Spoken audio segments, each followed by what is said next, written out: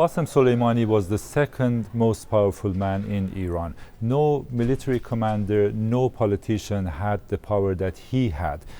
He was, as I said, the most second powerful after the supreme leader, although on paper the president of the country is the second powerful man, but he in fact was the second. I will give you an example. A few months back, Quds force that Qasem Soleimani was the commander of it, brought Bashar al-Assad to Tehran, and he met Ayatollah Khamenei, and the government had no idea about it. The foreign minister Jawad Zarif was not present in that meeting, and immediately after that he resigned in protest to this move, because he was saying that I am the foreign minister, I am the one that should have known about it, but he didn't. So it shows that Qasem Soleimani was the most trusted man to Ayatollah Khamenei, and as I said, he was the second most powerful man in Iran.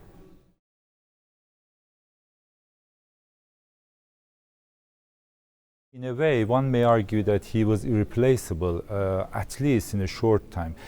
He was fighting shoulder by shoulder with these forces in the region, and he was the one that was communicating with them face to face. He was in Lebanon when there was a war between Hezbollah and Israeli forces. He was in Iraq when Iran was in war with ISIS, and he traveled to most of these countries freely and any time that he wanted.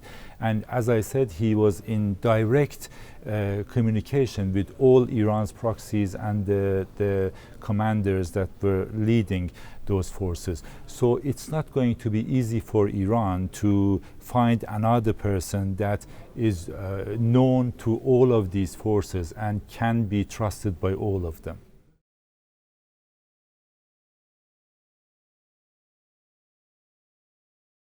There is a small minority that are condemning this attack, but majority of the people, what we see on social media, especially on Twitter, on Instagram, most people are kind of happy that this has happened.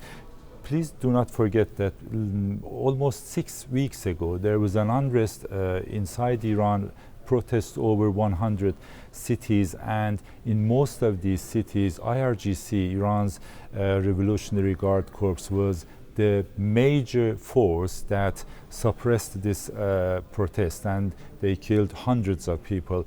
As you know, Reuters reported 1,500 people, up to 1,500 people were killed in these streets. So IRGC, for most of the people, is responsible for these killings. So it is obvious that some of the people, or what we see on the social media, majority of them are happy, are jubilant, and they are congratulating this to each other. But at the same time, there are some other people that are angry, are condemning this, and they are saying that what US did is terrorism. This is how they are putting it.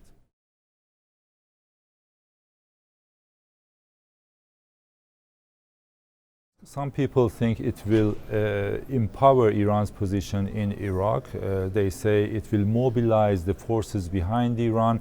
As you know, there are some talks about a move in Iraqi parliament to expel US forces from Iraq. So it can accelerate it, but some other people are saying that this was a huge blow to Iran, and it will take months or maybe years for Iran to be able to replace somebody as powerful as Qasem Soleimani. And he was organizing all Iran proxies in Lebanon, in Syria, in Iraq, in Yemen, and it's not going to be easy for Iran to find someone who can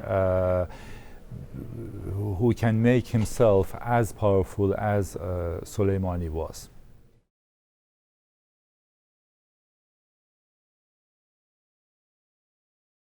Abu Mahdi al-Mohandes officially was the deputy of اشش-ای، but in fact he was the most senior commander of اشش, and also he was an Iraqi official. So targeting him is going to be very important. And there is another element into this. Hashd-e-Sha'bi is one of the most powerful proxies that Iran has in Iraq. A few years ago, Abu al-Mahdi al-Muhandis said that he sees himself as the soldier of Qasem Soleimani, and he is proud of it. So Iran lost both a very powerful commander in this attack, Qasem Soleimani, and another commander, which was the most powerful commander of Iranian proxies in Iraq. So this was a double blow to Iran.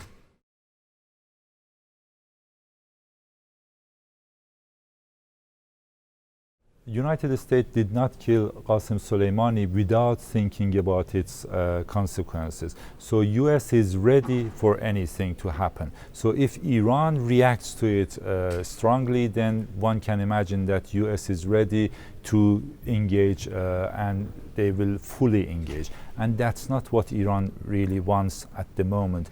Iran is in a very, very bad position in terms of the economy, and also in a very bad position in terms of the public support.